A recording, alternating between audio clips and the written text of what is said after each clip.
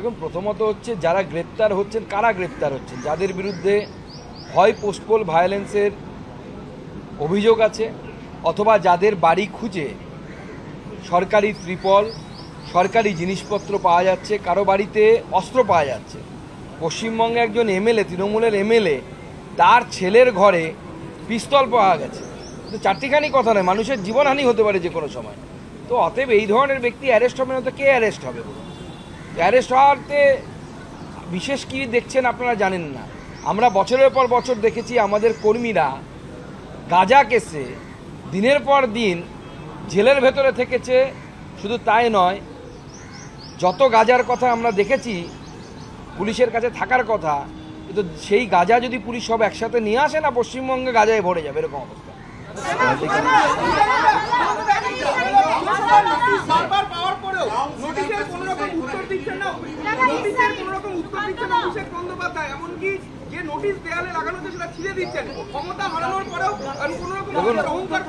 দেখুন, অভিষেক বন্দ্যোপাধ্যায় মুখ্যমন্ত্রীর পরিবারের লোক, মানে প্রাক্তন মুখ্যমন্ত্রী। এখন ছোটবেলা থেকে উনি পাওয়ার দেখে অভ্যস্ত।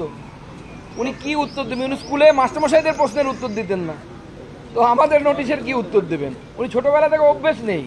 ভালো করে খোঁজ নিয়ে দেখুন, ওনার স্কুলে মাস্টারমশাইরা যখন প্রশ্ন করতো, বাড়ি থেকে কে কে পড়া করে এসছো, এক এক করে প্রশ্ন ধরতে, ওনাকে জাম্প করে পরের জনকে জিজ্ঞেস করতো, ওনাকে জিজ্ঞেস করতো।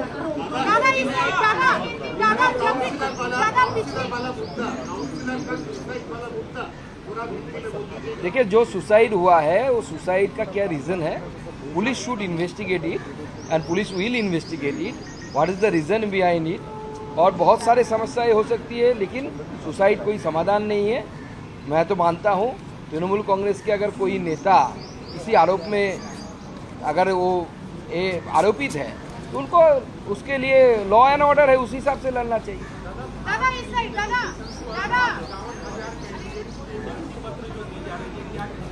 देखिए, आदरणीय प्रधानमंत्री जी के नेतृत्व में जब से मुहिम शुरू हुई है, ये 19वां एडिशन है। 19वां एडिशन में हमने 51,000 यानी 51,000 जो युवा है उनको आज उनकी नौकरी की सर्टिफिकेट आदरणीय प्रधानमंत्री जी ने बटन दबाकर उनको दिया है। यहाँ पे हमारे आदरणीय मुख्यमंत्री जी श्री शुभेंदु अधिकारी जी के उपस्थित में, हमारे विधायकों की उपस्थिति में हमने ये देने का काम यहाँ पे किया है।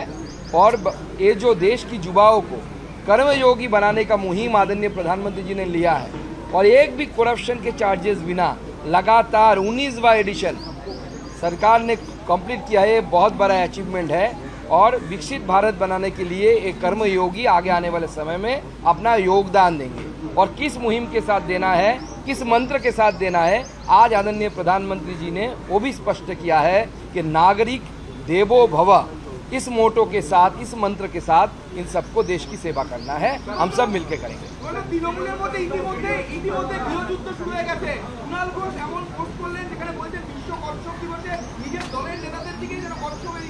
দেখুন, আমি এটুকুই বলবো, গৃহযুদ্ধ সেখানেই হয় যেখানে গৃহ থাকে। তৃণমূল কংগ্রেসের গৃহটা কি আছে? আমরা তো দেখতে পাচ্ছি না, গৃহটাই তো উড়ে গেছে মনে হচ্ছে ঝড়ে। বিজেপির ঝড়ে, মোদি ঝড়ে তৃণমূলের যে ঘরটা ছিল, টালির চালাটা ছিল, সেটাই তো উড়ে চলে গেছে। এখন কোথায় আর যুদ্ধ হবে? এখন নিজেদের মধ্যে একটু চলবে, এরকম পার্টিটাই থাকবে না, অপেক্ষা করুন না কিছুদিন।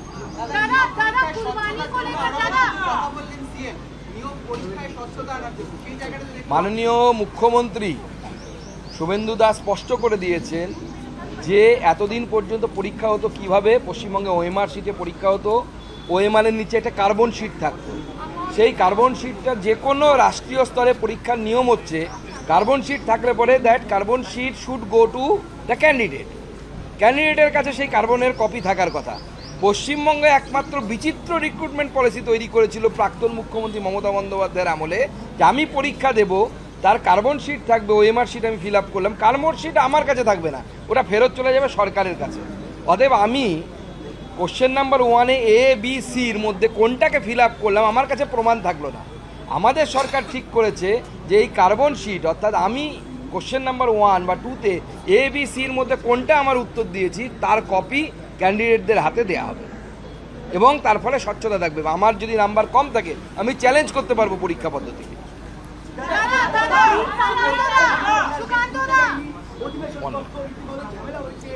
এফআইআর হয়েছে কলকাতার মেয়রকে আরোপিত করলো কারণ কলকাতার মেয়র করতে বা এমআইসি করতে আলাদা জায়গায় গিয়ে মোটিভেশন হয়েছে সুবিধা বাজে নির্দেশ পাননি কি বললেন অভিযোগ দায়ের হয়েছে দেখুন এই মুহূর্তে কলকাতার মেয়র তিনি শ্যাম রাখি না কুল রাখি অবস্থায় আছে। ওনার কাছে মিউনিসিপ্যাল কমিশনারের নির্দেশ মানতে হবে, সেটাই নিয়ম, সেটাই আইন। মিউনিসিপ্যাল কমিশনারের নির্দেশ তিনি মানছেন না। কারণ হচ্ছে মুখ্যমন্ত্রী তাকে ধরছেন, মুখ্যমন্ত্রীর ভাই নাকি তিনি, রক্ত কী সব দিয়েছেন। তো যাই হোক, এখন উনি রক্ত মানবেন না সংবিধান মানবেন এই নিয়ে দোনাটানায় আছে। ওনাকে ঠিক করতে বলুন কোনটা মানবেন। আমি হলে তো সংবিধান মানতাম। मुसलमान ये अड़े हुए हैं कि वो तो गाय काटेंगे या फिर कुर्बानी करेंगे, जबकि महाराष्ट्र में मक्का लगाने की बात हो रही है, वहाँ खुले में नहीं काट सकते हैं।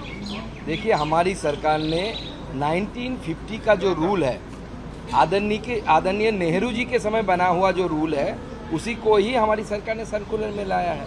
बाकी इस पर मैं ज़्यादा कुछ नहीं बोलूँगा। सबका विवेक है। हमें नागरिक की तरह ऐसे काम करना चाहिए कि मेरे काम से अपने सहनागरिक को, अपने पड़ोसी को दुख ना पहुँचे।